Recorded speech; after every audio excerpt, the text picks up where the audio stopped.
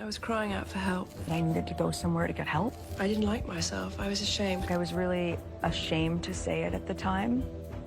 South Park just dropped another bomb, and this time, Prince Harry and Meghan Markle are the targets. Their latest humanitarian stunt turned into pure comedy gold. The show completely tore apart their attempt to look like world saviors. In a special called Lessons in Narcissism from Meghan, South Park didn't hold back for a second. From Meghan's overpriced homemade jam to their flashy New York gala walk, where they proudly received the Humanitarians of the Year award, everything got roasted. Cartman, Kyle, and Stan delivered their classic sarcasm, turning every scene into a brutal but hilarious takedown. It's sharp, funny, and brutally honest, exactly what South Park does best. I didn't know much about him, and so the only thing that I had asked her when she said she wanted to set us up was, I had one question. I said, But how do two people who claim they escaped the spotlight keep finding new red carpets to walk on? Every time they say they want privacy, they end up under brighter lights. And can you really call it charity when the cameras show up before the guests do? It's a fair question, one that South Park doesn't hesitate to ask. So, let's dive right into it. It all started with yet another Meghan Markle moment, and not for the right reasons. This time, it wasn't a podcast, a royal interview, or a dramatic documentary. It was something much simpler, yet somehow just as over the top. Meghan decided to show her domestic goddess side, posing in her Montecito kitchen while making homemade jam. The Duchess of Sussex, dressed in a designer top and surrounded by sunlight and marble counters, wanted to give the world a relatable moment. But like everything Meghan touches, even this turned into a full-blown production. In the photo, she's smiling proudly, holding a jar of jam like she's about to launch a cookbook titled Royal Preserves, The Art of Fame and Fruit. Everything looked flawless, the lighting, the setup, the hair. Except for one hilarious detail, she was holding the canning tongs upside down. Yes, the same woman who runs a mindfulness brand all about attention to detail managed to miss the most basic part of making jam. If this were a South Park episode, Kyle would sigh and say, she preaches mindfulness but can't even mind her tongs. And Cartman?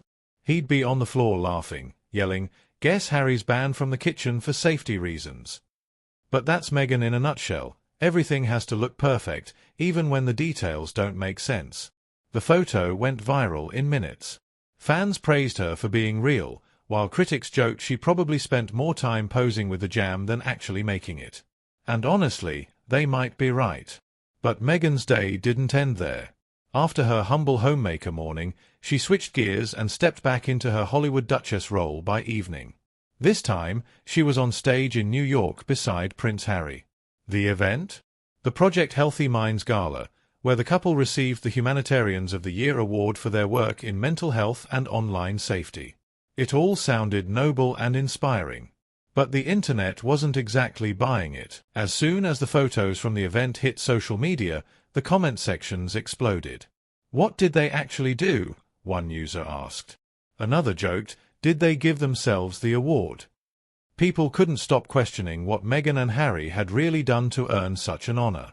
Especially since just a few months earlier, Harry received another random recognition, the Pat Tillman Award, which had already raised eyebrows. At this point, it was starting to feel less like real recognition and more like a never-ending PR campaign. Kyle from South Park would probably say, looks like you don't need achievements anymore, just a good publicist and a camera crew. And honestly, he wouldn't be wrong. Meanwhile, Harry didn't exactly look thrilled. On stage, he stood beside Meghan with the expression of a man who accidentally walked into the wrong meeting. Meghan, on the other hand, smiled so wide it looked like a toothpaste commercial. Harry looked tired, distant, like he'd rather be anywhere else. And who could blame him? Because not long before that award show, Meghan posted a video of herself cruising through Paris in a limousine. Her legs were up on the seat, smiling and filming the city lights, all while driving through the same tunnel where Princess Diana died. For Harry, that tunnel is a painful memory, the place tied to the worst night of his life. For Meghan, it seemed like just another moment for content. The internet erupted in outrage. People couldn't believe how tone-deaf it was. One comment read, how could she film there of all places? Another said, she turned Diana's tragedy into an Instagram reel. Even for Meghan, who's known for dramatic moments, this one crossed a line. It felt cold, careless, and deeply insensitive, especially toward Harry. But, of course, the show had to go on. Meghan and Harry still appeared at the New York gala, smiling and holding hands like nothing happened. To casual viewers, it looked fine. But anyone watching closely could see the cracks. Their smiles looked forced, their gestures stiff. They weren't holding hands out of love, it looked more like a "don't run away from me" on stage kind of grip. Harry barely looked at her the entire night. He stood there clapping mechanically while Meghan kept turning toward him, flashing her signature adoring gaze, the same one she gives in interviews to remind the world how in love they are. But this time, Harry didn't even glance back. Cartman would have shouted, "Look at her, she's giving Bambi eyes," while he's buffering. And Kyle would probably sigh, "That dear's standing right on the edge of divorce." And if you thought the Paris video was the end of her questionable choices, think again. Meghan's whole trip to Paris turned into a comedy show. She showed up at Paris Fashion Week in an all-white outfit that had everyone confused. Some called it elegant, others joked it looked like she'd wrapped herself in hotel bedsheets. Her oversized pointy shoes, awkward poses, and exaggerated expressions didn't help either. She tried so hard to look like a fashion icon, but ended up looking like a parody of one. At one point during the show, surrounded by serious, silent fashion editors, Meghan suddenly burst out laughing. No one else was laughing, not the models, not the audience, just Meghan, sitting there giggling to herself while everyone pretended not to notice. The moment was painfully awkward, the kind that makes you cringe even through a screen. Kyle would probably lean over and whisper, "She's laughing at a different show in her head. She just wanted to breathe in that French chic," as she called it. And Cartman would snort, "Well, she did, and choked on it." The moment summed up exactly what people have started to notice about Meghan: she tries too hard. Whether she's being a humanitarian, a fashion icon, or a relatable mom, she always overshoots the mark. Every public appearance feels rehearsed, more like a performance than a genuine moment. And here's the irony. For someone who claims she's misunderstood and bullied by the press, she sure knows how to make herself the center of attention. Then came the cherry on top, her connection to Balenciaga. Yes, that Balenciaga. The same brand that faced global backlash for its disturbing ad campaign involving children. Even Kim Kardashian distanced herself from it for a while.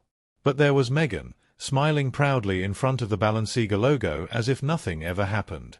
Cartman would probably shout, "That's like Greenpeace ordering a steak dinner from an oil company." But Meghan had her defense ready. "It's a new creative director, a new era," she explained, as if a new designer could erase the past. And this is where it gets funny, in the saddest way possible. Meghan has often claimed she hates media attention, that the paparazzi ruined her peace in the UK. She said she left Britain because she couldn't handle the constant headlines. Yet, there she was in Paris, walking through flashing cameras, grinning from ear to ear. The woman who begged for privacy now seems to shine the brightest when the cameras are rolling. Kyle would sigh, "I guess the air's nicer in Paris." And Cartman would add, "She's a true humanitarian, giving photographers something to live for." It's almost poetic how Meghan's world keeps spinning in contradictions. She says she's private, yet never skips a red carpet. She claims to be humble, but somehow keeps winning mysterious awards. She insists she's misunderstood, yet spends every moment telling her story to anyone who'll listen. Paris became Meghan's perfect reflection, a giant mirror where she only sees herself. Every photo, every pose, every giggle was about one thing: her. And poor Harry. His slowly fading into the background. The once cheeky, fun prince the world adored now looks like an extra in Meghan's never-ending movie. You can almost hear him thinking, "I gave up Buckingham Palace for this." And yet, Meghan keeps going. Jam jars in the morning, award shows at night, Balenciaga in between. It's like every day she wakes up and decides which version of herself to play. One day she's the motherly homemaker. The next, the global humanitarian. Then suddenly, the fashion icon. Honestly, it's a full-time job just keeping track. That's why this South Park-style satire hits so hard, because it feels so real. You can practically picture the episode. Cartman launches a fake brand called Royal Schmear, selling jam made with empathy. Kyle tries to explain what real humanitarian work looks like. Stan rolls his eyes as Meghan twirls through a photo shoot, shouting about kindness under bright ring lights. And Harry? He's just standing there, holding an award, wondering if it's edible. Because that's what it's all become, a performance. Every speech, every cause, every photo feels scripted. Nothing seems genuine anymore. It's not about helping others, it's about staying relevant. In one parody scene, you could almost hear the line, "Sir, your wife has a TV show, hangs out with celebrities, and poses for fashion magazines. What are you suggesting?" Well, some might say your Instagram-loving wife doesn't really want privacy. And the truth is, the audience is catching on. People aren't clapping as loudly as they used to. Even her most loyal fans are starting to question things. When every good deed comes with a camera crew, and every award feels bought, it's hard to believe any of it's real. But Meghan doesn't slow down. Every time she faces backlash, she doubles down. "They just don't understand me," she says. "I'm trying to make a difference." Maybe she truly believes it. Or maybe she just can't stand the thought of fading away. In the end, everything Meghan does, from homemade jam to Paris Fashion Week to humanitarian galas, circles back to one thing: attention. She craves it. She thrives on it. And she'll find it anywhere she can. If South Park really made an episode about her, it would probably end with Kyle saying, "She doesn't need therapy, she needs an off switch."